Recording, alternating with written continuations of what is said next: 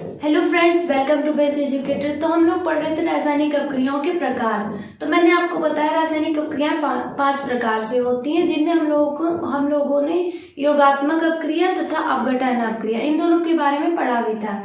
अब तीसरा है विस्थापन अपक्रिया। विस्थापन अपक्रिया क्या है? वह अपक्रिया है जिनमें यौगिक के परमाणु या परमाणुओं के समूह के स्थान पर अन्य परमाणु या परमाणुओं के समूह जुड़ जाते हैं। विस्थापन अपक्रिया या प्रतिस्थापन अपक्रिया कहलाती है। जैसे Zn + H2SO4। जिंक जब सल्फ्यूरिक अम्ल से क्रिया करता है तो जिंक सल्फेट के साथ जुड़ जाता है और जिंक सल्फेट बनाता है और हाइड्रोजन को विस्थापित कर देता है। विस्थापन अपक्रिया का उदाहरण, एक और उदाहरण है Fe + CuSO4। जब लोहे को कॉपर सल्फेट में मिलाया जाता है तो लोहा कॉपर को विस्थापित कर देता है और आयरन SO4 के साथ जुड़ जाता है तथा फेरस सल्फेट बनाता है और कॉपर को विस्थापित कर देता है। FeSO4 को हम फेरस सल्फेट कहते हैं।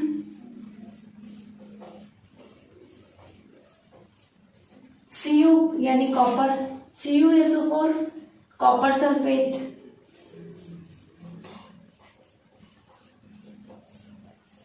Fe यानी आयरन, H2SO4 को सल्फ्यूरिक अम्ल कहते हैं।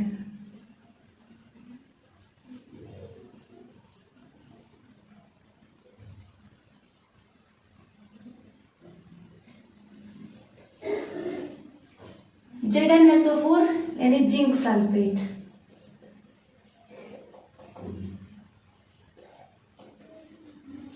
अब नेक्स्ट है उभय अपघटन अपक्रिया। उभय अपघटन अपक्रिया क्या होती है? वह अपक्रिया है जिनमें यौगिकों के आयनों अथवा अवयवों का परस्पर विनिमय यानी स्थानांतरण हो जाता है और एक नया पदार्थ बनता है। उभय अपघटन अपक्रिया कहलाती है।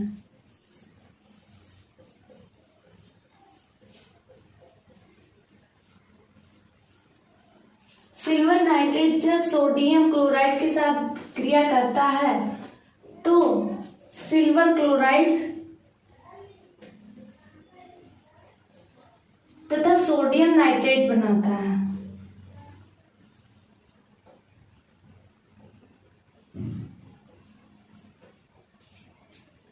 सिल्वर क्लोराइड के साथ जुड़ जाता है तथा सोडियम नाइट्रेट्स के साथ जुड़ जाता है। यह है उभय अपघटन अपक्रिया।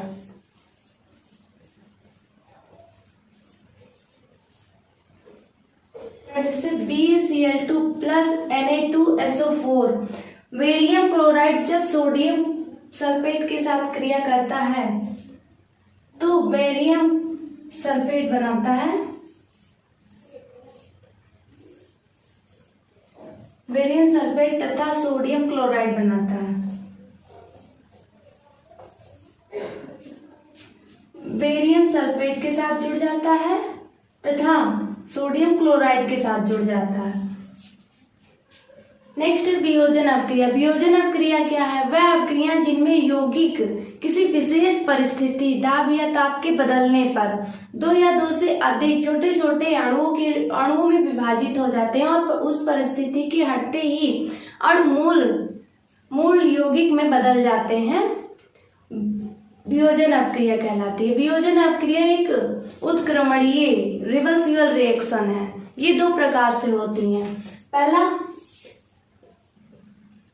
ऊष्मीय वियोजन,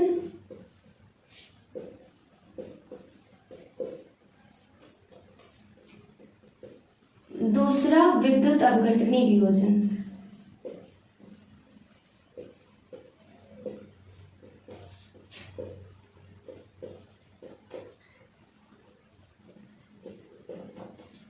अब ऊष्मीय वियोजन क्या होता है? वह अपक्रियाएं जिनमें यौगिक को गर्म करने पर दो या दो से अधिक अणुओं में विभाजित हो जाता है, लेकिन ठंडा करने पर वह मूल यौगिक में फिर से बदल जाता है। ऊष्मीय वियोजन कहलाता है। अमोनियम क्लोराइड को जब गर्म करते हैं तो यह अमोनियम तथा हाइड्रोजन क्लोराइड में बदल जाता है। और जब इसे हम ठंडा करते हैं, दो अणुओं में विभाजित हो गया। अब जब इन दो अणुओं को जब ठंडा करेंगे इसे, तो यह फिर से आपस में जुड़कर अमोनियम क्लोराइड बना देगा। इसका अर्थ है जब अमोनियम क्लोराइड को गर्म करेंगे तो अमोनिया तथा हाइड्रोजन क्लोराइड में बदल जाता है, और जब इसे ठंडा करते हैं तो यह फिर से दोनों अणु मिलकर फिर से वही यौगिक बना देते हैं। और दूसरा है विद्युत अपघटनी वियोजन। विद्युत अपघटनी वियोजन क्या होता है? किसी विद्युत संयोजक यौगिक को जब जल में घोला जाता है तो धनायन तथा ऋणायन में विभाजित हो जाता है, तथा जल को हटा देने पर वह धनायन तथा ऋणायन मिलकर फिर से वही यौगिक बना देते हैं, जिसे विद्युत अपघटनी वियोजन कहते हैं। जैसे मैग्नीशियम क्लोराइड, इसमें दोनों आयन होते हैं, और जब इसे हम जल में घोलते हैं तो मैग्नीशियम पॉजिटिव आयन देता है और क्लोरीन नेगेटिव आयन देता है।